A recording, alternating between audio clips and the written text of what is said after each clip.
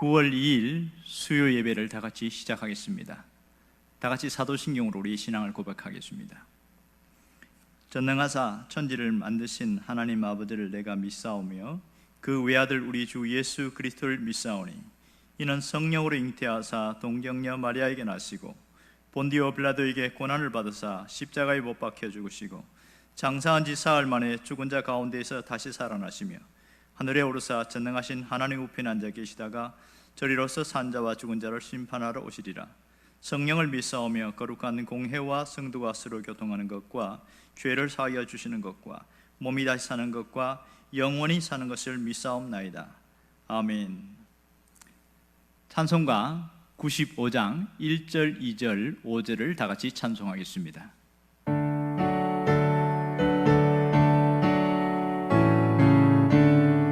나의 기쁨 나의 소망 되시며 나의 생명에 되신 주 밤낮 불러서 찬송을 드려도 늘 하신 마음 우릴세. 나의 사모하는 선한 목자는 어느 꽃다운 동산에 양의 무리와 늘 함께 가셔서 기쁨을 함께 하실까. 나의 진정 사모하는 예수의 음성조차도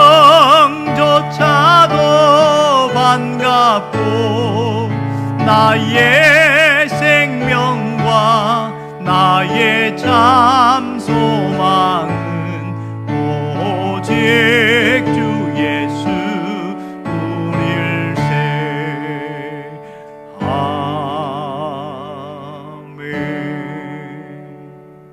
다 같이 기도하겠습니다. 살아계신 하나님 아버지, 우리의 삶 가운데 함께해 주시며 또 우리를 이끌어 주심을 감사드립니다. 눈앞에 있는 현실은 암담하고 우리는 숨이 막히고 답답할 때가 너무나 많습니다. 때로는 헝클어진 실타래처럼 모든 문제가 복잡하고 이것이 해결되지 않아서 얼마나 고통스러운지 모릅니다. 그럼에도 불구하고 믿음의 끈을 놓치지 않고 끝까지 신앙으로 이기려고 하는 성도들을 기억하여 주시고 주님이 도와주시기를 원합니다. 오늘도 함께 예배드리는 성도들에게 주님이 은혜 부어주시고 말씀으로 다가오시고 우리를 새롭게 해 주시옵소서. 영적인 힘과 능력을 부어주시기를 원합니다. 오늘도 하나님의 역사심을 기대하며 예수님의 이름으로 기도합니다. 아멘. 창세기 43장 14절 말씀을 다 같이 읽겠습니다. 전능하신 하나님께서 그 사람 앞에서 너희에게 은혜를 베푸사 그 사람으로 너희 다른 형제와 베냐민을 돌려보내게 하시기를 원하노라. 내가 자식을 잃게 되면 이러리로다. 아멘. 계속된 흉년으로 야곱은 굉장히 위기에 처했고 이제 양식이 다 떨어져 나가고 더 이상 버틸 수 있는 한계 상황까지 왔습니다. 이럴 때에 야곱은 마음에 결심을 하게 되어졌고 아들들을 애굽에 보내게 됩니다. 이때 베냐민을 함께 보내면서 그는 마음에 이런 고민과 결단을 하게 되면서 14절 말씀을 얘기하고 있습니다. 전능하신 하나님께서 그 사람들에게서 너희에게 은혜를 베풀기를 원합니다. 이런 고백을 하면서 아들들을 보냅니다. 아마도 아들들을 축복하면서 이 말씀으로 축복했던 것 같습니다. 그런데 여기에 독특한 단어가 있는데 그것이 뭐냐면 전능하신 하나님이라는 단어입니다. 그동안에는 하나님에 대해서 그냥 엘로힘, 하나님 이 복수형으로 쓰고 있습니다. 엘로힘, 장음 복수형입니다. 그런데 여기에 전능하신 하나님이라는 단어는 독특합니다. 그동안 야곱이 한 번도 써본지 않은 표현입니다. 이 말은 엘샤다이 이런 뜻입니다. 엘은 하나님이고 샤다이는 전능하신 이런 뜻입니다. 엘샤다이 하나님을 엘샤다이라고 이렇게 표현하고 있습니다. 그런데 이 표현은 이미 창세기 28장 3절에 보면 야곱의 아버지 이삭이 젊은 야곱을 바단 아람으로 보낼 때에 쓴 표현이기도 합니다. 창세기 28장 3절에 보면 이렇게 나옵니다. 전능하신 하나님이 내게 복을 주시어 내가 생육하고 번성하게 하여 내가 여러 족속을 이루게 하시고, 이렇게 말합니다. 그때에 전능하신 하나님이 내게 복을 주시고, 이렇게 표현합니다. 그런데 오늘 야곱이 동일하게 야곱이 아들들을 보내면서 전능하신 하나님께서 너희에게 은혜를 베푸시기를 원한다, 이런 표현을 하고 있습니다. 야곱이 말하는 이 전능하신 하나님, 엘샤다이 하나님은 어떤 표현일까요? 전능하신 하나님은 이런 표현입니다. 인간의 가능성이 끝난 그 자리에서 하나님이 역사하신다. 모든 절망 가운데에서 하나님의 희망이 여기에서 시작된다. 또 하나는 하나님은 약속한 것을 반드시 이루시는 분이시다. 이런 표현들이 그 속에 있습니다. 약속한 것을 지키고 이루시는 하나님이라는 말입니다. 그럼 야곱이 왜 이런 말을 할까요? 지금 베냐민을 애굽에 내려보냅니다. 이때에 시몬도 갇혀있고 베냐민이 내려가면 어떻게 될지 모르는 불안하고 두려운 상황입니다. 이때에 전능하신 하나님이라고 고백하는 것은 베냐민에게 혹 무슨 문제가 생길지 모르는 그런 두려움도 있지만, 그러나 그 하나님, 나의 절망의 끝자리에서 하나님이 역사하신다는 희망에 대한 고백이 바로 이것입니다. 그러므로 야곱은 하나님에 대한 새로운 시선, 새로운 시각이 열리게 된 겁니다. 그동안 내가 알고 있는 하나님에 대해서 그 하나님이 새롭게 보이는 것이지요. 이 가장 절망적인 상황 속에서, 가장 불안하고 두려운 상황 속에서 하나님에 대한 새로운 세계가 열리게 된 겁니다.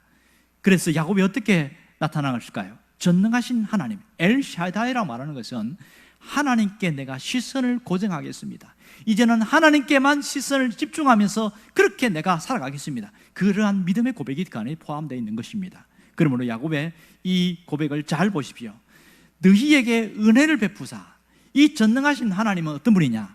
우리에게 은혜를 베풀어 주신다. 너희가 가는 모든 길에 은혜를 베푸실 분이다. 여기에 대한 신앙 고백입니다. 또 하나는 내가 자식을 잃게 되면 이르리로다. 이 속에서는 자기가 포기하겠다는 뜻이 아닙니다. 모든 것을 하나님의 손에 맡기겠습니다. 하나님이 일하심을 믿습니다. 그의 소망이 그 속에 담겨 있습니다. 그리고 하나님에 대한 절대적 신뢰가 그 속에 담겨 있습니다. 나는 어떤 상황 속에서도 하나님을 신뢰하겠습니다. 비록 눈앞에는 현실이 어렵고 암담하더라 하더라도 끝까지 하나님을 신뢰하겠습니다. 그 믿음의 고백과 함께 오직 하나님께만 시선을 고정하는 것, 그것이 야곱의 신앙 고백이요 야곱의 삶의 모습이었습니다. 그런데 우리는 어떻습니까? 우리의 삶은 어떤 삶을 살고 있는가 하는 겁니다. 과연 우리도 이 야곱처럼 하나님께 대한 시선을 고정하고 있느냐 하는 겁니다. 현실을 보면 암담한 현실 앞에 모든 사람들이 본능적으로 문제에 시선이 고정되어집니다. 사람에게 시선이 고정되어집니다. 나를 괴롭히고 나를 힘들게 한 사람, 나를 고통 준 사람, 그런 사람들에게 고정될 수밖에 없습니다. 본능적으로 그렇게 되어져요. 그렇게 사람과 문제에 시선이 고정되어지면 우리는 늘 모든 마음의 평안이 깨트려지고 삶이 힘들어지고 모든 관계가 틀어지기 시작합니다. 또 불안과 좌절과 두려움도 있고 마음의 자책도 있고 내가 왜 그랬을까? 그런 후회도 있고 수많은 마음의 갈등들이 많습니다. 이렇게 살아가는 것이 우리의 모습인 것은 맞습니다. 그러나 세상에 있는 사람과 신앙인은 달라야 하는 것이 바로 이겁니다. 위기 상황에서 어려움 가운데서 신앙인은 신앙인다움이 있습니다. 그것이 뭔지 압니까? 시선이 달리 봐야 됩니다. 그것이 무엇입니까?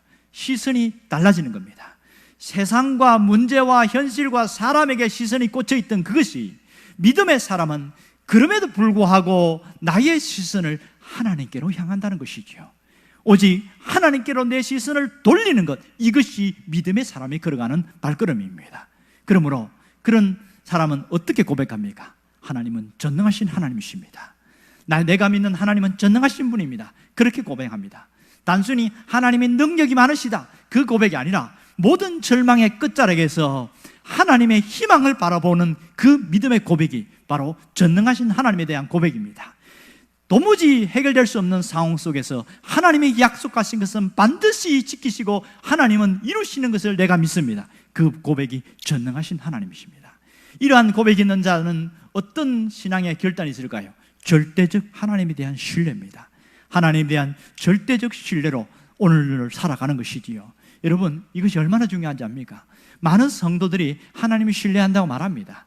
나는 하나님을 믿습니다, 하나님을 신뢰합니다, 이렇게 고백하지만 문제의 상황 속에서, 뒤틀린 현실 속에서 하나님께 대한 절대적 신뢰를 하는 사람들은 많이 없습니다.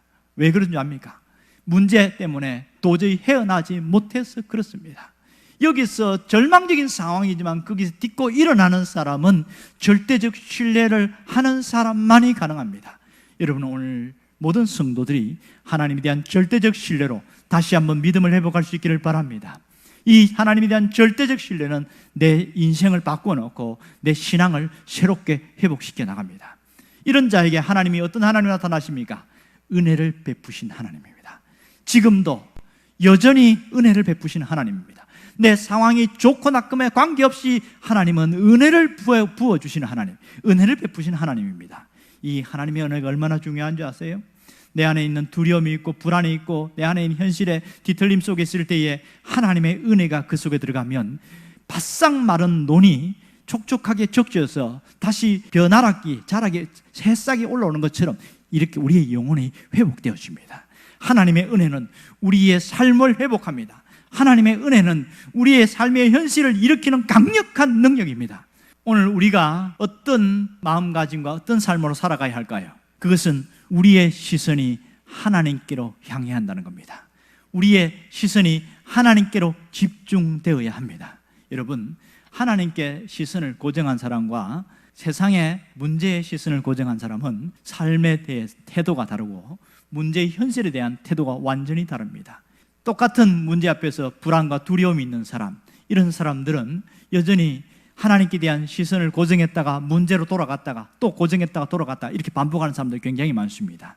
그러나 끝까지 하나님께 시선을 고정하는 사람은 갑자기 내 마음의 불안함이 사라지고 마음이 평안하게 되어집니다. 두려움이 사라지고 마음에 희망이 생깁니다. 하나님께 시선을 고정한 자에게 주시는 은혜의 축복입니다. 여러분, 하나님께 시선을 고정하는 것은 대단히 중요합니다. 예수님이 새벽에 물 위로 걸어올 때에 이 제자들의 모습을 보면 잘 알 수 있습니다. 모든 사람들이 유령이라고 할 때에 베드로가 예수님이구나 어렴풋이 느꼈을 때 이렇게 고백합니다.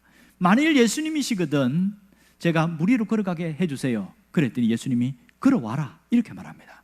용기 있는 베드로는 배에서 내려서 물 위로 걷습니다. 정말로 그 물 위를 뚜벅뚜벅 걸어가는데 놀라운 일이 생긴 것이지요. 그런데 주변이 어떻습니까?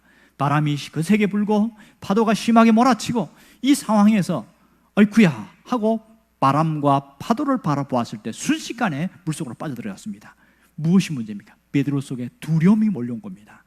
예수님께 시선을 고정하고 할 때는 별 문제가 없었는데 주변의 바람과 상황을 보면서 두려움이 오니까 순식간에 빠져들었습니다.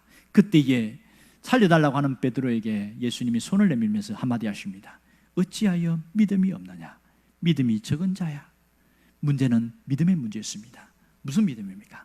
오직 주님께만 시선을 고정하고 갔더라면 끝까지 주님 손잡고 다시 배에 올 수 있었는데 주변과 상황을 바라보는 것은 믿음이 무너진 겁니다. 두려움이 우리 이렇게 무섭습니다. 두려움은 우리 인생을 갉아먹는 강력한 존벌레입니다. 우리의 인생을 무너뜨리는 강력한 덫이라는 사실을 알아야 됩니다.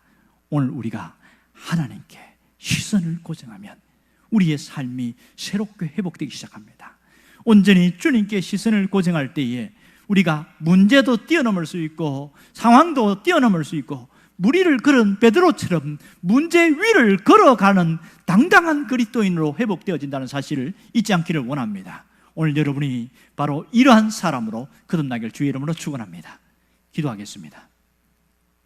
우리의 문제와 상황 속에 함께 하신 하나님, 우리에게 역사하신 하나님을 믿습니다.